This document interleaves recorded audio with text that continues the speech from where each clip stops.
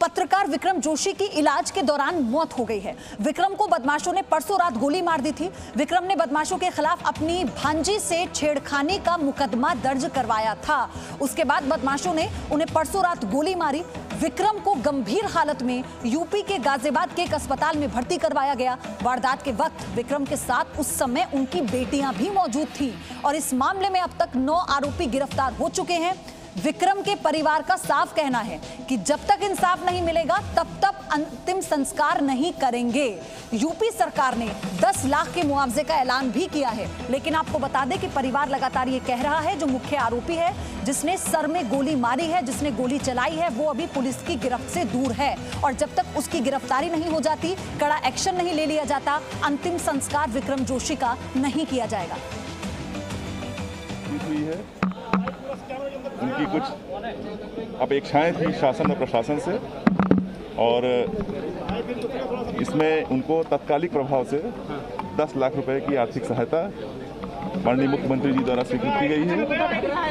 उनकी मांग थी कि उनकी जो पत्नी है मृतक की, उनको कहीं नौकरी की व्यवस्था कराई जाए, तो हमने उनको ये आश्वासन दिया है। हम व्यवस्था करा रहे हैं कि उनकी योग्यता के अनुसार जो भी उचित नौकरी होगी उसका प्रबंध कराया जाएगा, उनके पेपर्स वगैरह दे करके। तीसरा विषय उनका था बच्चों की पढ़ाई को लेकर के, क्योंकि वो गरीब परिवार के हैं, वो संकट में हैं, तो उनको हम किसी अच्छे स्कूल में उनके निःशुल्क पढ़ाई का प्रबंध हम लोग सुनिश्चित कराएंगे। सहयोगी हमारे साथ जुड़ चुके हैं। राजू, अभी अपडेट क्या है? वहां पर पत्रकार भी विरोध प्रदर्शन पर बैठ गए हैं। परिवार की साफ तौर पर यही मांग है कि जब तक कड़ा एक्शन नहीं हो जाता हम अंतिम संस्कार नहीं करेंगे।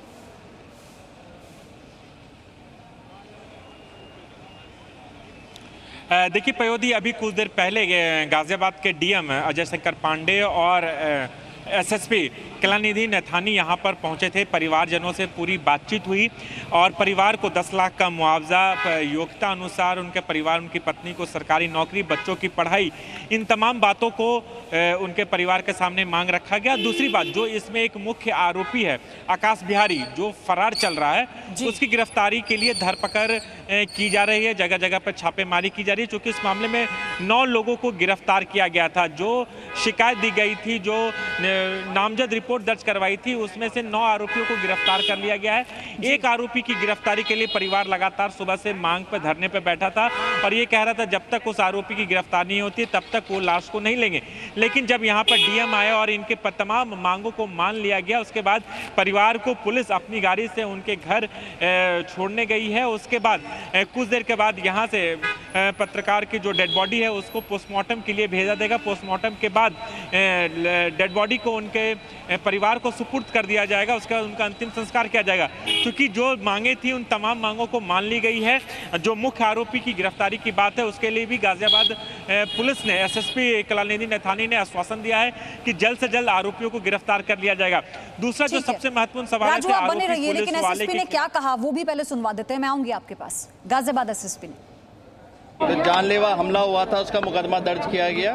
रात भर में 6 टीमें गठित की गई थी। सीसीटीवी फुटेज प्राप्त किए गए। सीसीटीवी फुटेज और अन्य साक्ष्यों के आधार पर अभियुक्तों की धरपकड़ की गई, जिसमें कुल 9 अभियुक्त हम लोगों ने पूरी रात भर में गिरफ्तार किए, जिसमें से जो मुख्य अभियुक्त छोटू था और रवि थे। ये जो 2 मेन थे, रवि जिसने प्लानिंग की थी और छोटू जिसने गोली चलाई थी, दोनों को भी गिरफ्तार किया गया। उसी में जो इनका जो अवैध तमंचा था उसको भी बरामद किया गया है।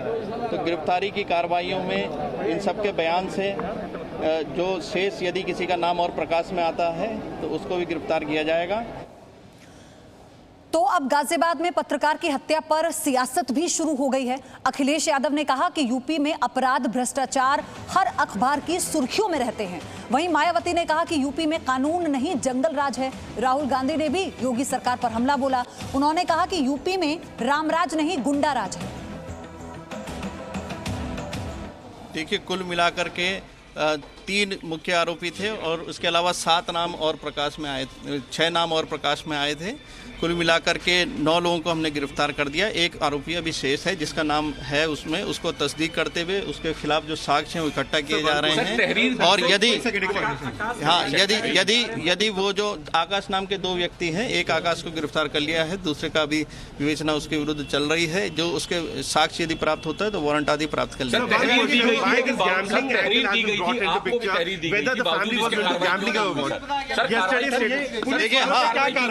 ये और बता दें 16 तारीख के आसपास जो 16 से 20 के बीच में दोनों ही पक्ष ने चौकी पर अपनी अपनी बात रखी थी।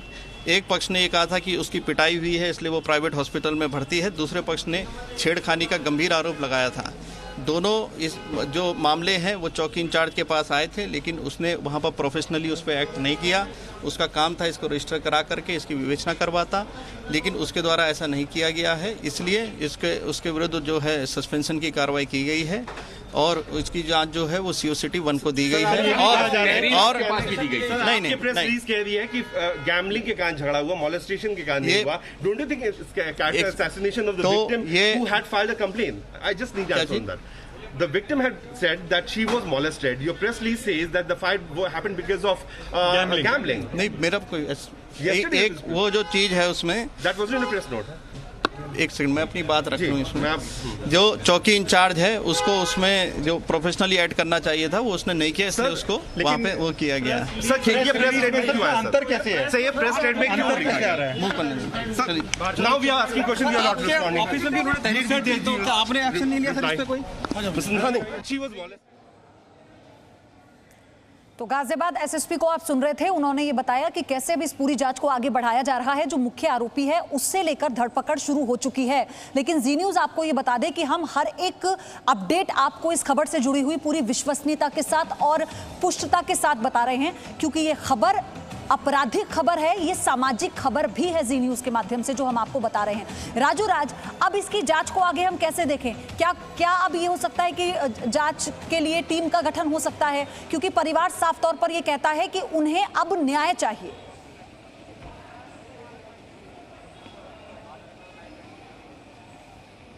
देखिए पयोधी, इस मामले में टीम का गठन कर लिया गया था। 6 अलग अलग टीमें बनाई गई थी, जिसके बाद 9 आरोपियों को गिरफ्तार किया गया था। जहां तक परिवार का सवाल था, जो मुख्य आरोपी आकाश बिहारी है इसकी गिरफ्तारी हो चुकी। इसमें से जो रवि नाम का एक लड़का था, एक छोटू और एक आकाश बिहारी, ये 3 रूप से मुख्य अभियुक्त बताए गए थे इस पूरे मामले में, जिन्होंने पत्रकार पर गोली मारी, उसके सरेआम गोली मारी। लेकिन इसमें से 2 आरोपी पकड़ा गया, एक और शख्स है जिसकी गिरफ्तारी के लिए लगातार छापेमारी की जा रही है।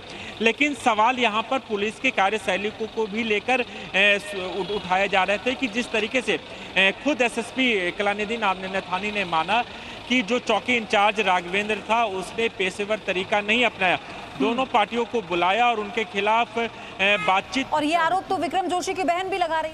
तो ये ठीक नहीं है, मुझे विश्वास है योगी सरकार उसमें ध्यान देगी। मैं एक पत्रकार हूँ, इसलिए मुझे ज़्यादा वेदना है कि एक पत्रकार अगर कोई गलत काम का विरोध करता है और उसकी हत्या होती है, तो इस देश में जो पत्रकार है, जो सच लिखता है, सच बोलता है, जनता के सामने सच लाता है, उनको अगर आप सुरक्षित नहीं रखेंगे तो ज़रूर आपके विरोधी है वो लॉ एंड ऑर्डर पर प्रश्न चिन्ह खड़ा है। सर, राहुल गांधी ने कहा है कि रामराज की बात हुई और गुंडाराज दिया जा रहा है। देखिए, ये तो आरोप होंगे, क्योंकि जिस प्रकार से पत्रकारों की हत्या हो गई है और वो पत्रकार विक्रम जो किसी महिला की रक्षा की बात करता था, ऐसे में उसकी हत्या होती है तो जरूर इस प्रकार के सवाल उठेंगे। सर, मराठी एका पत्रकाराची हत्या झाली आणि त्याचा निषेध मी एक पत्रकार म्हणून हे सांगू शकतो, अनेक वर्ष मी पत्रकारिता करतो, जे सच्चे पत्रकार आहेत। तो शिवसेना नेता संजय राउत को आप सुन रहे थे, उन्होंने भी कहा कि इस तरह से पत्रकार की हत्या होना निंदनीय है और ये भी एक सवाल है। रवि त्रिपाठी मेरे सहयोगी हमारे साथ जुड़े हुए हैं। रवि, इस पूरे मामले के उजागर होते ही वो सभी लोग जो अभी तक शांत बैठे थे इसमें अब अपनी सियासत भी ढूंढने लगे हैं। अखिलेश यादव की हम बात करें, ममता बनर्जी की हम बात करें, मायावती की हम बात करें।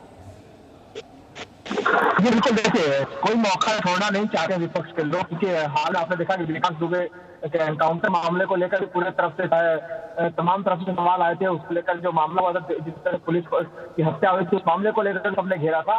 और उस सारे एपिसोड के बाद ये नया एपिसोड आता है और सरकार की हत्या जाहिर सी बात है बड़ी है और बड़ी बात है, क्योंकि गाजियाबाद जैसे शहर, नोएडा जैसे शहर कानून व्यवस्था इतनी लचर अगर है और डर नहीं अगर कानून व्यवस्था का, जो देखिए आज से 2 साल पहले यूपी में एक डर बैठा था अपराधियों में, वो डर अभी भी नहीं बैठ पा रहा। तमाम एनकाउंटर हो चाहे तमाम बातें होने के बावजूद अगर अपराधियों में डर नहीं है, पत्रकार की हत्या हो, किसी आम आदमी की हत्या हो, चाहे किसी और की हत्या हो, तो ऐसी स्थिति में विपक्ष उसका फायदा उठाएगा और विपक्ष सवाल करेगा। और ये जाहिर सी बात है, ऐसे मामले को सरकार को घेरना भी चाहिए कि आपने क्या किया है। आपके प्रशासन से रहते हुए अगर किसी पत्रकार की हत्या हो रही है और सरेआम हो रही है, और इससे पहले भी इस तरह की घटनाएं होती रही है, कहीं ना कहीं इसका फायदा उठाते हुए विपक्ष पर हमला करेगा। और उत्तर प्रदेश सरकार इस तरह से लगातार एनकाउंटर सब तमाम चीजें कर रही है, तो उसको घेरने का मौका, राम मंदिर का मुद्दा है, तमाम सारे मुद्दे। रवि, लेकिन मौका तो मिल गया ना, मौका तो मिल गया। आप सोचिए कि मैं बार बार इस बात का जिक्र भी कर रही हूँ, जब हमने इस खबर को दिखाया कि ऑपरेशन क्लीन की शुरुआत हो चुकी है,